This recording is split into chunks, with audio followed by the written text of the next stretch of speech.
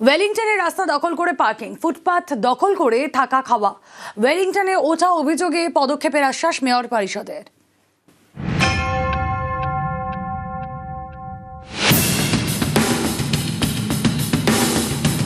এটা ওয়েলিংটনের Rafi Ahmed Kidwai road. Wellington মোড় থেকে এসএন ব্যানার্জি রোডের দিকে যেতে বাঁ হাতে এভাবেই দাঁড়িয়ে একের পর এক পণ্যবাহী ছোট গাড়ি। অভিযোগ, এই পার্কিং এর কোনো অনুমতি নেই, সবটাই বেআইনি। এখানে সারি সারি ধরে দাঁড়িয়ে রয়েছে গাড়ি, নাইট পার্কিং রয়েছে, কিন্তু এই দিনের বেলায় কোনো পার্কিং নেই বলে পুরসভা সূত্রে খবর।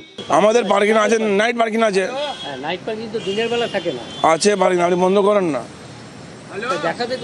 দেখাচ্ছ তো, আপনি গাড়ি দেখুন গিয়ে, আপনি গাড়িকে দেখুন না আছে কি না। কি নিয়ে কারণ দেখাচ্ছে? হ্যাঁ, পুরসভাতে আমি ওটা জানি না। আমাদের নাইট পার্কিং আছে তো, গাড়ি দেখালাম তো আপনাকে, আছে তো। ডে পার্কিং আছে কি না আসবে কথা বলবেন, আপনি বন্ধ করেন। শুধু বেআইনি পার্কিং নয়, রাস্তার পাশের ফুটপাত দখল করে থাকছে বেশ কয়েকটি পরিবার।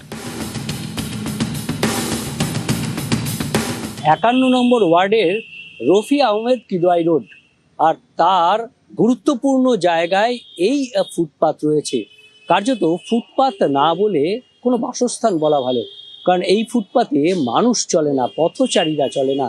এই ফুটপাতে রান্না হয় এবং এই ফুটপাতে যেন ঘর দুয়ার হয়ে গেছে কিছু মানুষের। আপনারা কি এই ফুটপাতেই থাকেন? হ্যাঁ দাদা, কতদিন ধরে আছেন? আমরা অনেক বছর আছি, মানে 40-50। এসএন ব্যানার্জি রোড আর রফি আহমেদ কিদওয়াই রোডের জাংশনে একটা ফুটপাথ আছে, যে ফুটপাথটার ওপরে মানুষ এমনভাবে জবরদখল করে রেখেছে, আর 407 যে ম্যাটাডোরগুলোকে এমনভাবে পার্কিং করে রাখা থাকে যে মানুষ তিতিবিরক্ত হয়ে যায়। আমি সেই জন্য অধিবেশনে একটা প্রস্তাব দিয়েছিলাম যে ওই জায়গাটাকে যদি দখলমুক্ত করে একটা পাবলিক টয়লেট করা যায়। কাউন্সিলর যে অভিযোগ করেছেন, আমি মনে করি সর্বাংশে সেটা সত্য। এক্ষুনি এটার আমাদের মনে হয় বন্ধ করা দরকার। অভিযোগ আমরা কাউন্সিলরের কাছ থেকে পেয়েছি। বেআইনি পার্কিং থাকলে পুলিশকে আমি বলবো সমস্ত বেআইনি পার্কিং সরিয়ে দিতে, আর আমরা কাউন্সিলরের সহযোগিতা নিয়েই ফুটপাথটা দখলমুক্ত করব।